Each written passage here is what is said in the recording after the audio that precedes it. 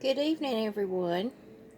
I wanted to bring you not a new plant, but a new plant in the sense that it has medicinal qualities to it. It is edible and it is healthful for us, and that is the Hosta plant, right there.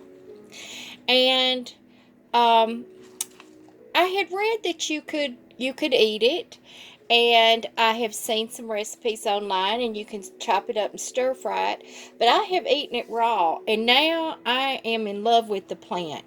Now you're gonna want it just seasonally and sparingly, um, because they are also pretty plants. But you can use this as a mix into your greens. Now let me read you some of the health benefits of hosta. It is anti-cancer.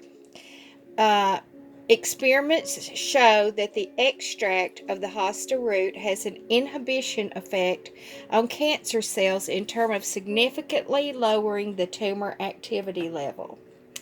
Smashed hosta root can be applied externally to treat painful and repeated skin abrasions. Hosta root mixed with wine can be applied externally to treat acute mastitis. Medicated soup with hosta root and pork can be taken orally to treat abnormal vaginal bleeding during pregnancy. Now, there are a lot of studies out there on the hosta plant. I will be looking into more of them, but this is again another plant that most of us, well, a lot of us, have growing in our yard as an ornamental decorative plant. But I can assure you these are absolutely delicious.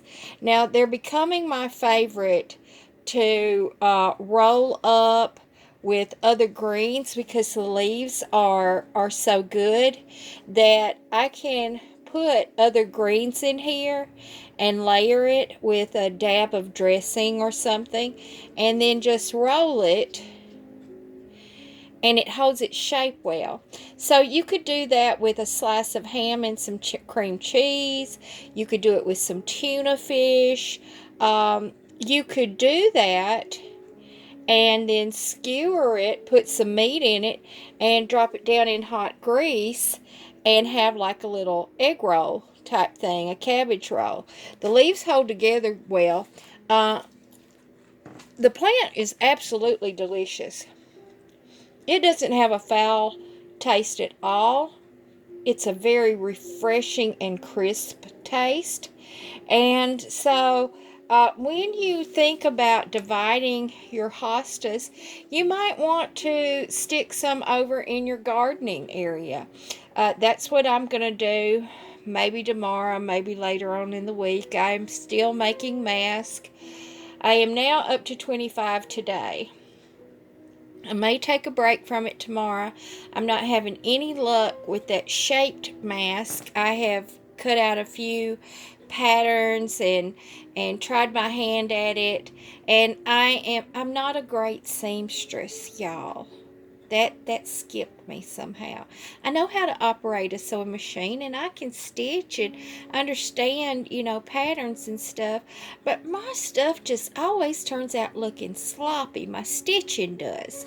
So now I also have a cheap sewing machine, but it gets the job done, and it has been so helpful in this time of need that I can provide masks to people around me. Just very simple, rudimentary masks, but it'll be a barrier for them. But again, this is a plant that we can eat and we can enjoy, and it's free, and it's growing in our yards. I told my neighbor lady about it the other day. I looked behind her, and she's got peonies growing. She also has lupus. I'm planning on, when the peonies start blooming out, that I'm going to do a video on peonies and their benefits for people that have lupus. So I'm waiting for them to erupt out of the ground and start blooming before I do that video.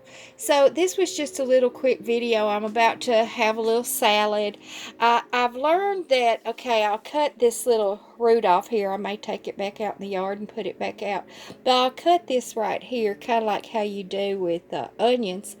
And I've learned that I like to dip it in a little bit of dressing and just chomp on it like celery or, you know, any of those rooted things that we like to do. They're absolutely delicious, y'all.